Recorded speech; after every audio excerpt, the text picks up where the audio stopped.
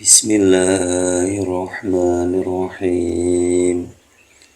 Al-hadisus saminu wassalasuna an Abi Hurairah radhiyallahu anhu qala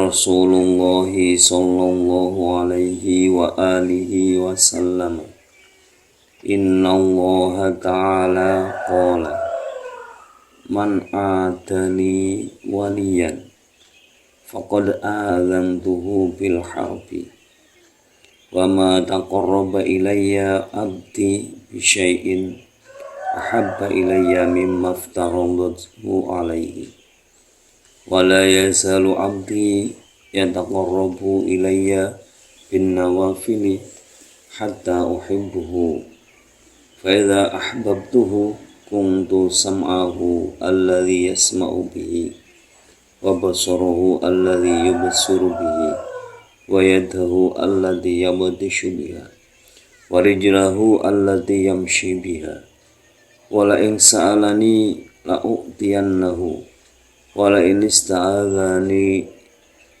la u'idhannahu. Rawahul Bukhari. Bismillahirrahmanirrahim. Al-hadisus saminu wassalasuna. Al-hadisus saminu utawi iki iku hadis kang kaping 8. Wassalasuna lan 30 utawa hadis kang kaping 38. An Abi Hurairah kacerita saking sahabat Abi Hurairah. Radhiya muga-muga ngrindani Allahu sapa Allah anhu ing Abi Hurairah. Qala matur sapa Abi Hurairah. Qala dawu sapa Rasulullah sallallahu alaihi wa alihi wasallam. Rasulullah sallallahu alaihi wasallam. Salam mugi paring rahmat alim. Allahu sapa Allah alaihi ing atase Rasulullah wa alihi lan ing atase keluargane Rasulullah wasallama lan rahmat keselamatan. Inna Allaha satuhune Allah ta'ala halimaha luhur sapa Allah qala iku dawuh sapa Allah rumane dawuh man adali waliyan faqad adzantuhu bil harbi ila akhirih. Man utawi sapane wong ada iku mungsuhi sapa man li maring ingsun waliyan ing wali ingsun faqad adzantuhu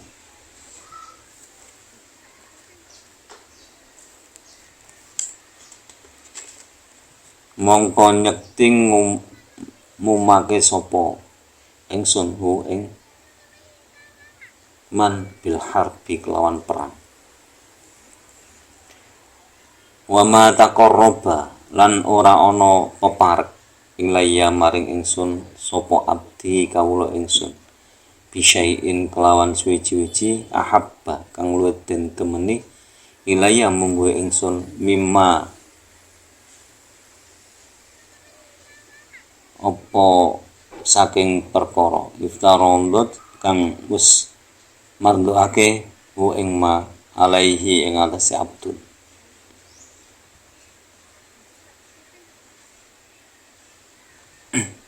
Wala yazalulan ora gingsir sapa abdi kawula ingsun yen taqarrubu apane oleh peparek ilayya maring ingsun bin nawafili kelawan pira-pira perkara sunat hatta uhibbu sehingga demen sapa ingsun hu ing abdu.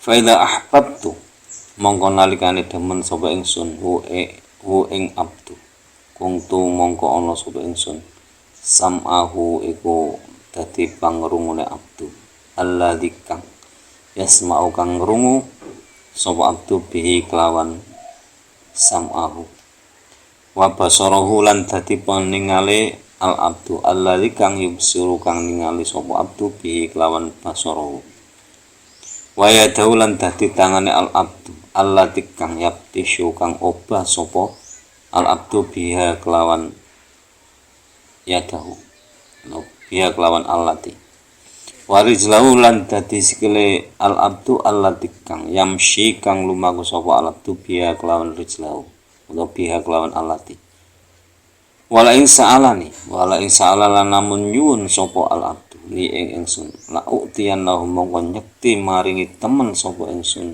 wa ing abdu wala ista'adzani lan lamun nyuwun pitulungan sapa al abdu ni ing ingsun la idzannahu mongko nyekti nulungi temenan sapa ingsun hu ing al abdu rawang riwayatake hu ing hadis al Bukhari sapa Imam Bukhari. Hadis yang ke-38 ini diriwayatkan oleh Imam Bukhari dari sahabat Abu Hurairah yang berkata bahwa Nabi pernah bersabda. Sabda Nabi itu mengambil dari firman Allah Subhanahu wa taala atau disebut dengan hadis qudsi. Nah, inti firman Allah itu inna Allah ta'ala qala man atali waliyan faqad adantuhu bil harbi. Jadi barang siapa yang memusuhi waliku, kata Allah, maka sungguh aku akan mengumumkan perang terhadap mereka. Jadi hati-hati, jangan pernah memusuhi orang-orang yang beriman. Makanya doanya kan Rabbana wala taj'al fi qulubina ghillal lil ladzina amanu. Jangan sampai ada ghil terhadap orang-orang yang beriman. Biarpun kita sendiri juga orang yang beriman. Karena itu bahaya nanti. Jadi kalau ada orang yang memusuhi orang-orang yang beriman, itu akan berhadapan langsung dengan Allah. Bil harbi. Allah mengumumkan perang terhadap mereka. Lalu sesuai dengan ayat Al-Qur'annya itu Allahu waliyul ladzina amanu. Allahu waliyu itu kang nguasani alladzina ing ngake amanu kang beriman sapa alladzina. Jadi wali atau perwalian atau yang mewakili itu Allah mewakili orang-orang yang beriman. Jadi barang siapa yang menyakiti orang-orang yang beriman, maka Allah akan mengajak mereka perang. Jadi Allah akan mengumumkan peperangan terhadap mereka yang memusuhi orang-orang yang beriman. Jadi orang yang sudah divonis akan diajak perang, jadi azan tuhu bil harbi, itu jelas akan binasa.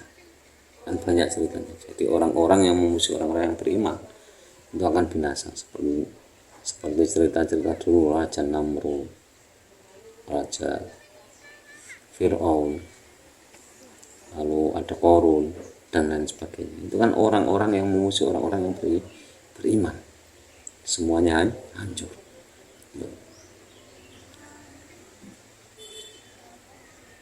Lalu wa ma taqarraba ilayya 'abdi bi syai'in ahabba ilayya mimma aftaradahu 'alaihi. Jadi ini menunjukkan dalil tentang keutamaan sholat fardu daripada sholat sunnah. Jadi tidak ada seorang hamba pun yang ingin mendekatkan diri kepadaku dengan sesuatu yang lebih saya sukai kecuali dengan melakukan yang fardu. Jadi kalau kita ingin mendekatkan diri kepada Allah, ingin dicintai Allah, itu pertama lakukan fardunya dulu. Misalkan sholat 5 waktu, lakukan yang 5 waktu dulu. Setelah sempurna baru ada sholat sunnah-sunnah yang lain. Ini dasarnya. Jadi, tidak ada hal yang lebih disukai Allah daripada seorang hamba yang melakukan kewajibannya atau kefardunannya. Jadi fardu itu lebih utama dari hal-hal yang sunnah. Begitu juga pahalanya, juga tentu lebih mulia pahala sholat fardu daripada sholat sunnah. Cuma memang kadang-terkadang sholat sunnah itu yang dipakai untuk mendekatkan diri kepada Allah. Makanya ada lanjutannya hadis ini, wala yazalul abdu yataqarrabu ilayya binawafil hatta ahabbahu.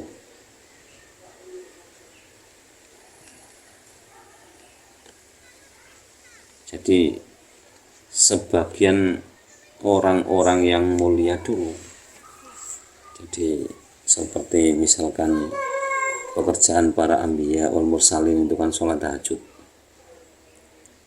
Jadi sholat tahajud bagi anbiya wal mursalin itu wajib hukumnya atau fardu. Jadi mereka itu tidak pernah terputus sama sekali ketika sholat tahajud. Jadi selalu setiap malam sholat tahajud dan seterusnya. Jadi seorang rijal atau orang-orang yang sudah keimanannya sudah kuat itu biasanya ya sholat sunnahnya ya banyak, karena untuk tujuannya apa? Untuk mendekatkan diri kepada Allah. Jadi cara mendekatkan diri kepada Allah itu melakukan dengan banyak-banyak melakukan sholat sunnah. Jadi kata uhibbu, jadi sampai mereka itu mendapatkan cinta dari Allah. Jadi sholat sunnah itu kan banyak, misalkan yang mengikuti sholat fardu itu namanya sholat rawatib, yang ada poin-poin waktunya, sholat tahajud, hajat, sholat duha, ada semuanya. Nah, itu tujuannya itu sebenarnya untuk mendekatkan diri kepada Allah, lebih mendekatkan diri kepada Allah. Jadi semakin banyak sholat sunnah ya semakin dekat kepada Allah. Tapi tentunya dengan landasan keimanan dulu. Kalau cuma sekedar sholat tanpa ilmu, ya wallahu alam, itu nanti tergantung Allah. Kalau Allah memang mengendaki dia didekatkan padanya, ya nggak tahu lagi. Dan biasanya kan semuanya itu harus didasari dengan ilmu. Jadi ada ilmu-ilmu yang harus diketahui bagaimana caranya itu agar sholat lebih dekat kepada Allah, lebih dekat lagi kan ada keilmuannya yang khusus. Jadi taqarrub kepada Allah. Nah, lalu apa tuh keistimewaannya setelah mendapatkan hub dari Allah atau mendapatkan cinta dari Allah? Jadi seorang hamba ketika bertaqarrub kepada Allah dengan sholat-sholat sunnah sehingga Allah mencintainya, maka hamba tersebut yang dicintai Allah itu semua apa yang didengarkan itu dikendalikan Allah, dalam kendali Allah sepenuhnya. Maka kuntu ana sapa ingsun sam'ahu. Jadi Allah berfirman, saya akan menjadi pendengaran mereka. Jadi hamba yang sudah dekat kepada Allah, yang sudah dicintai Allah, pendengarannya itu sesuai dengan kehendak Allah. Jadi apa saja yang didengarkan itu sesuai dengan kehendak Allah. Jadi diperdengarkan ya jelas, kalau kehendak Allah ya jelas yang diperdengarkan ya yang bagus-bagus, mungkin yang jelek. Ada orang ngomongnya orang ya kadang nggak terdengar sama sekali, seolah-olah seperti kok biarpun di dekat orang yang bergunjing tadi, kan enak. Tanya ya apa, nggak tahu, memang nggak dengar. Lalu Allah juga akan menjadi mata bagi hamba tersebut ketika melihat.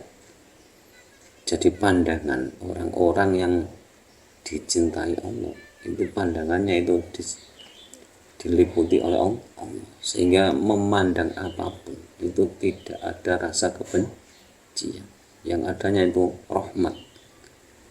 Memandang orang yang berbuat maksiat itu tidak ada timbul hati benci, itu tidak ada. Kenapa? Memandang semuanya itu makhluk Allah, semuanya berhak mendapatkan kesempatan menjadi orang baik, semuanya berhak mendapatkan kesempatan masuk surga. biarpun orang itu bajingan, biarpun orang itu suka membunuh orang, biarpun orang itu suka minum minuman keras, biarpun orang tersebut suka mencuri, tapi hak yang sama terhadap masuk surga itu sama. Hak sama menyebut Allah itu Tuhan itu sama. Tidak ada bedanya dengan orang-orang yang pekerjaannya sholat, tidak ada bedanya. Tinggal nanti keputusan Allah yang bagaimana. Makanya hadis sebelumnya menjelaskan seperti itu.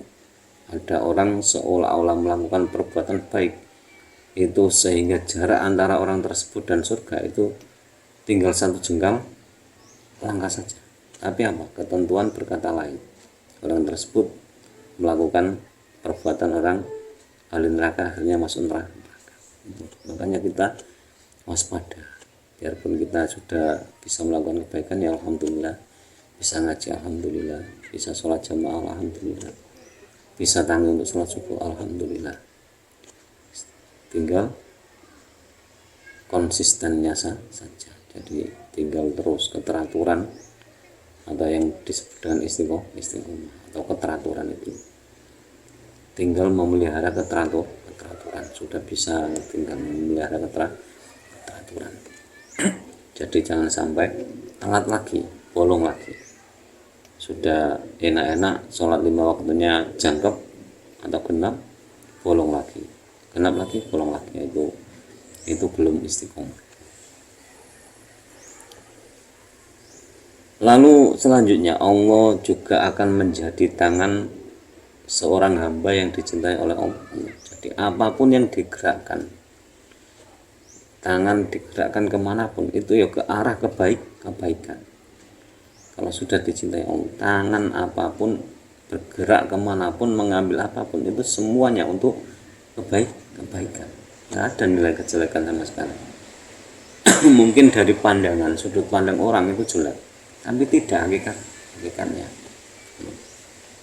Jadi kita jangan sampai tertipu oleh sudut pandang. Kadang memandang dari belakang seolah-olah orang tersebut wanita. Setelah dari depan ternyata punya kumis. Kan nggak bisa kita menjustis seseorang kalau hanya dalam penglihatan kita yang satu arah.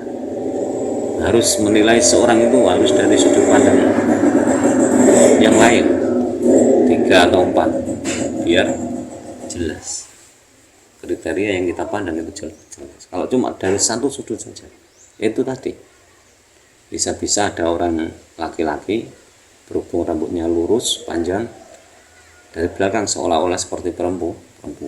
Mau kita lihat, ini orangnya cantik, rambutnya lurus, rapi, kena angin sepoi-sepoi melebar kesana kemari.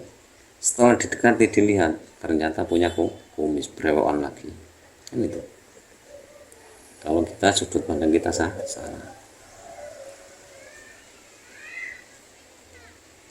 Lalu selanjutnya itu kemudian Allah akan menjadi kaki mereka bagi mereka yang akan melangkah kepada sesuatu apapun.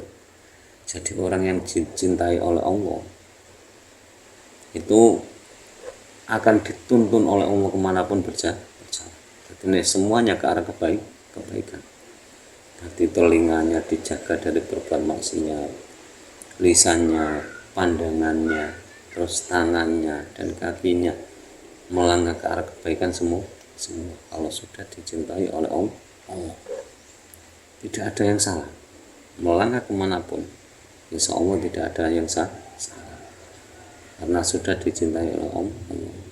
Itulah. Jadi keistimewaan cinta, kita mendapatkan cinta Allah itu seperti itu. Kalau dicintai Allah, semuanya ya benar. Biarpun dari sudut pandang orang itu salah.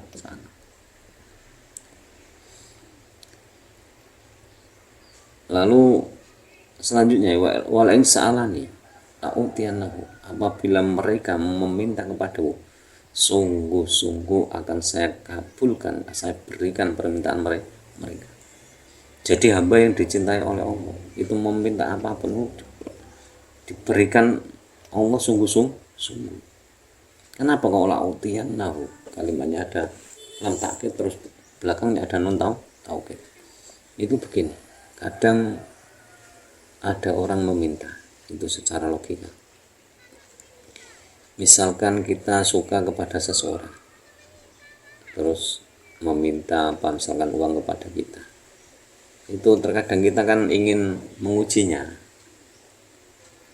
Cara wong Jawa beda, gak giwehi tapi niki undat-undat, maksudnya uangnya itu dikeluarkan dimasukkan lagi, nggak langsung dikasih. Itu wujud cinta kadang seperti itu, nggak dikasih. Butuhnya apa, pengen melihat bagaimana orang yang kita cintai tersebut merengek. Ada juga yang langsung dikasih karena apa, nggak itu langsung karena cintanya tadi langsung dikasih. Nah, begitu juga terhadap yang dibenci, itu kadang ya ada yang seperti itu, ada yang langsung dikasih soal apa, pusingan mendengarkan suaranya itu. Ada yang ngasihnya lawama biar tobat, tujuannya kan itu, biar menyadari dirinya bahwa pantas nggak meminta hal itu. Jadi Allah sungguh-sungguh akan memberikan apa yang diminta oleh hamba yang dicintai oleh Allah.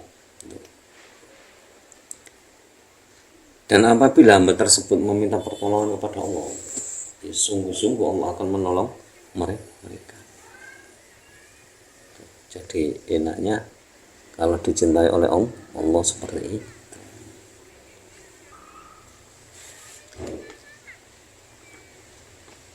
Jadi semua apa yang didengarkan, apa yang dilihat, apa yang dilakukan oleh tangan, apa yang dilakukan oleh kaki, semuanya dituntun oleh Allah. Kan enak. Jadi